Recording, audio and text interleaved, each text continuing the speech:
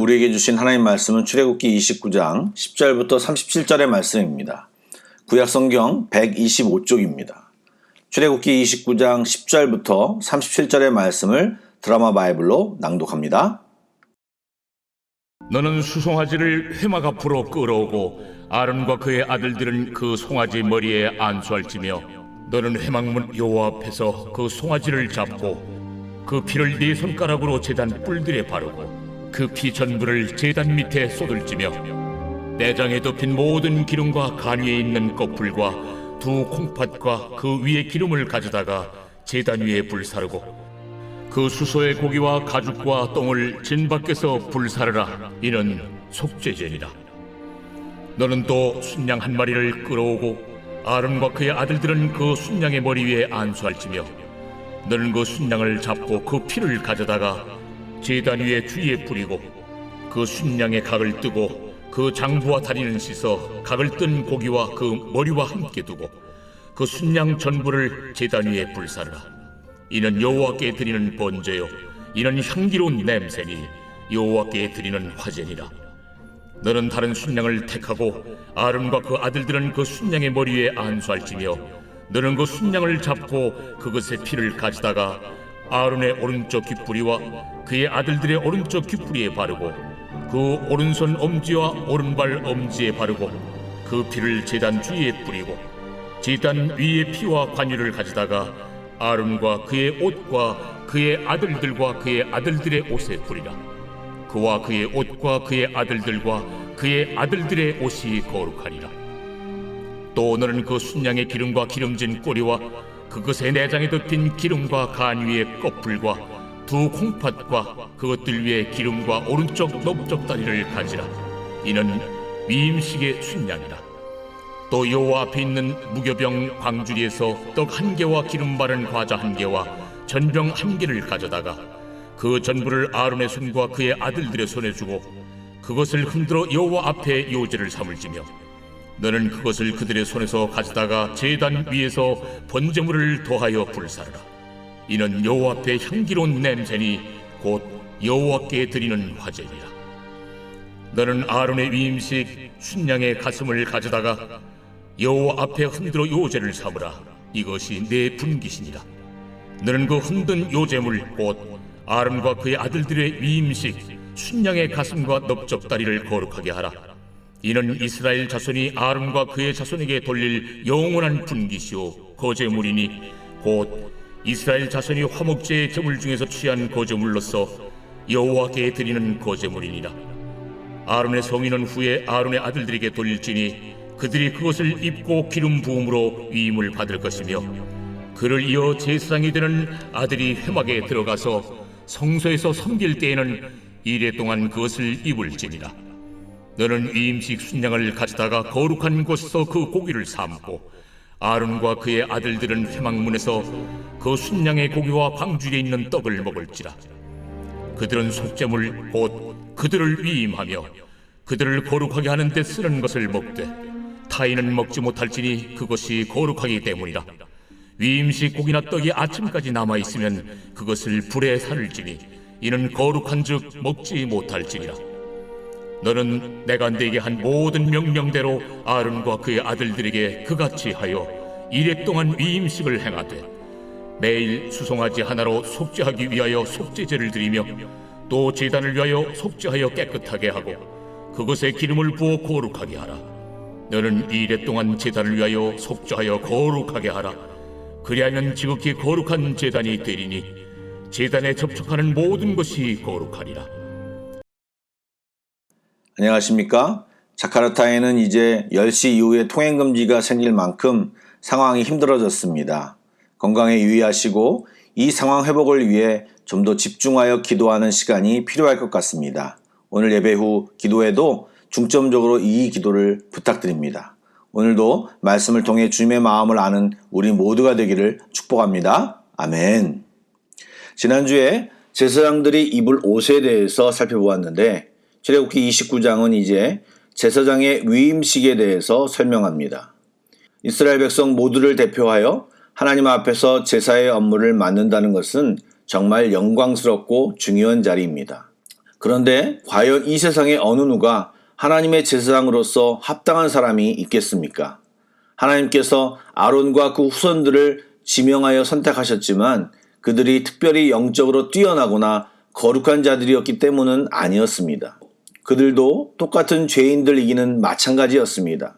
그러기에 위임 제사를 통해 하나님께서는 그들 자신과 그들의 옷까지 거룩함을 받아 제사장으로서 임무를 담당하게 하셨고 그들이 제사장으로서 거룩한 삶과 사명을 감당하기를 원하셨습니다. 그 내용이 오늘 본문입니다. 아론과 그 아들이 제사장 위임을 위해 가장 먼저 행했던 제사가 무엇입니까? 바로 속죄제입니다.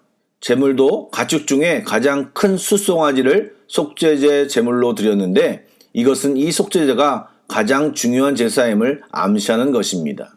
이렇게 제사장으로 하나님 앞에 서기 위해 무엇보다 중요한 것은 먼저 제사장 본인들이 속죄제를 드리고 죄를 씻는 것이었습니다. 레위기를 설명할 때 자세히 설명하겠지만 속죄제의 과정에서는 속죄의 본질을 잘 보여줍니다. 죄의 싹은 사망이기에 죄사함은 죽음을 통해 죄사함이 가능한 것입니다. 또 죄를 가지고 하나님 앞에 설 수 없고 그렇게 될 때는 죽을 수밖에 없는 상황이기에 죄를 해결해야 하는데 그 해답이 속죄제였던 것입니다. 그 후에 또 무슨 제사를 드리게 하시나요? 바로 번제입니다. 번제는 짐승의 가죽을 제외한 모든 것을 다 태워서 드리는 제사로 하나님과 바른 관계를 회복하고 예배자의 자기 희생과 헌신을 상징하는 제사입니다. 그러므로 숫양을 전부 태워드리는 번제를 통해 제사장은 하나님께 헌신된 존재로 구별되는 것입니다. 그리고 나서 비로소 다른 숫양 한 마리를 잡아 위임식 제사를 드립니다. 이때 사용되는 양에게 위임식 숫양이라는 특별한 이름을 붙이는데 아론과 그 아들들은 그 숫양의 머리에 안수하고 잡은 뒤 숫양의 피를 아론과 그 아들들의 오른쪽 귓볼, 오른쪽 엄지손가락, 오른쪽 엄지발가락에 바르는 독특한 의식을 진행합니다. 또 그 숫양의 피와 관유를 함께 아론과 아들들의 옷에 뿌려 거룩하게 하는 예식을 해야 했습니다. 그 외에도 무교병과 무교과자와 무교전병은 요제와 번제물로 드려야 했습니다. 또 위임식 숫양의 기름과 내장 일부와 고기 일부는 이 위임식을 집전하는 모세의 몫으로 돌리게 하므로 이것은 향후 화목제 제물의 일부를 제사장의 영원한 소득으로 정하는 규례로 확립됩니다. 많이 복잡하게 느끼시죠?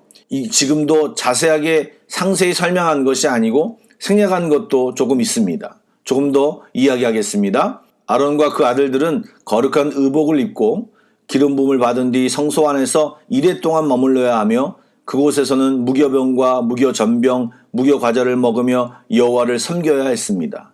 그리고 그 이레 동안에는 매일 숫송아지 하나를 속죄제로 드리고 제단 역시 기름으로 거룩하게 해야 했습니다. 여러분, 왜 이렇게 복잡하게 힘든 과정을 겪어야 했을까요? 바로 이 명령은 속죄와 거룩한 제단에 대한 이해를 위해서였습니다. 본문을 살펴보시면 제일 많이 반복되는 단어가 바로 거룩입니다. 반복해서 말하고 강조하는 이유는 중요한 것이고 절대로 잊어서는 안 되기 때문입니다. 아론과 그 아들들은 이 모든 과정을 통해 그들의 정체성과 직무에 대해 정확하게 이해하게 되는 것입니다. 이렇게까지 해야 거룩하게 되는 것인가? 하나님이 정말 원하시는 삶이 거룩이구나. 이런 예식을 통해 하나님은 거룩의 중요성을 말하고 계시는 것입니다. 그런데 오늘날 예수님의 십자가 사건으로 어찌 보면 그 과정이 정말 쉽게 바뀌었습니다. 그냥 회개하고 자백하면 우리는 형식상으로 주님의 용서함을 받고 다시 주님 앞에 설 수 있게 됩니다.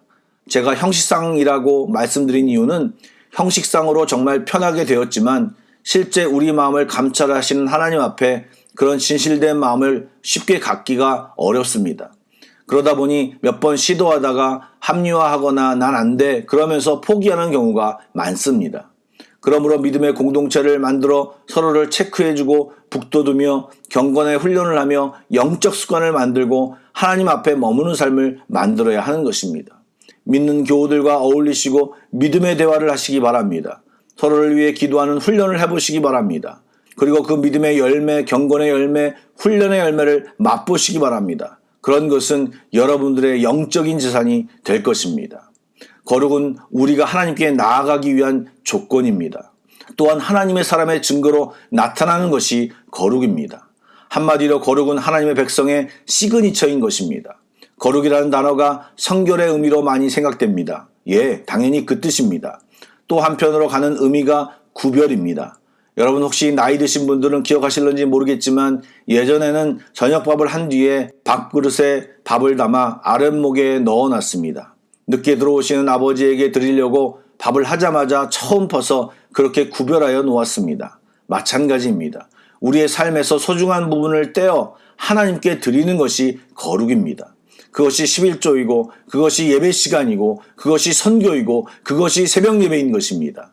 그 외에도 하나님은 우리의 삶을 거룩하게 구별하기를 원하십니다. 삶의 영역 속에 주님의 영역을 만들어 보시길 권면드립니다. 예를 들면 사무실에 도착하자마자 기도하고 찬양으로 선포하는 시간을 갖는 것입니다. 이것은 제가 급작스럽게 만든 예의입니다. 각자 내 삶의 영역을 주님이 기뻐하시고 다스리는 장소임을 선포하는 시간을 갖고 장소를 만든다면 우리는 놀라운 경험을 하게 될 것입니다. 사랑하는 여러분, 우리 모두는 하나님이 사랑하시는 거룩한 자녀입니다. 성결한 자녀입니다. 예, 또 구별된 특별한 자녀입니다.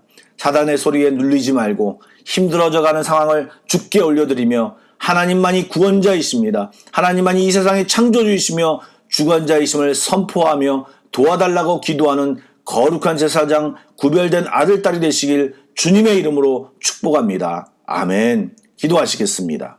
거룩하신 하나님, 우리들이 주님의 이름을 찬양하며 경배합니다. 이 아침에 거룩하게 세우시는 제사장의 위임식을 살펴보며 이 땅의 제사장으로 삼으신 우리들이 진정으로 주님 앞에 거룩한 삶을 살아가길 간절히 원합니다. 연약하지만 경건에 이르기 위해 몸부림치게 하시고 부족하지만 우리가 구별하여 인도네시아 상황을 놓고 또 열방의 상황을 놓고 기도할 때 하나님이 들으시고 이 땅을 고쳐 주시옵소서. 온 세상을 새롭게 하여 주시옵소서. 하나님의 마음을 이 시간 구하오니 주여 마음껏 말씀하여 주시고 기도하는 모든 주의 백성들이 하나님의 마음을 아는 귀한 시간이 되게 하여 주옵소서. 하나님, 우리가 지금 있는 이 자리가 거룩한 자리가 되게 하여 주옵소서. 정결한 자리가 되게 하여 주시고 구별된 자리가 되게 하여 주시옵소서. 주의 영이 가득한 자리가 되기를 소원하오며 예수님의 이름으로 기도드리옵나이다. 아멘. 계속해서 찬양 한 곡을 묵상하시고 합심기도와 개인기도로 나아가겠습니다.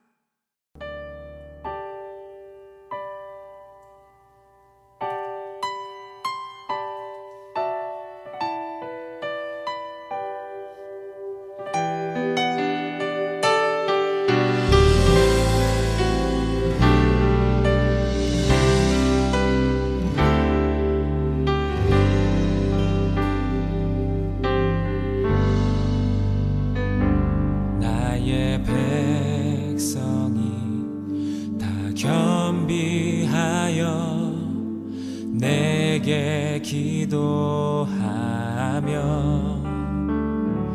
나의 얼굴을 구하여서 그 악한 길 떠나며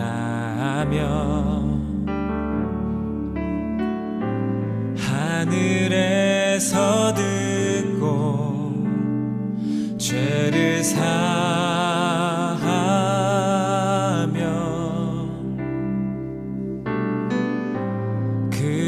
그들의 땅을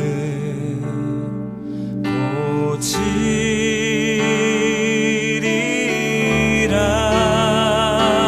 아버지여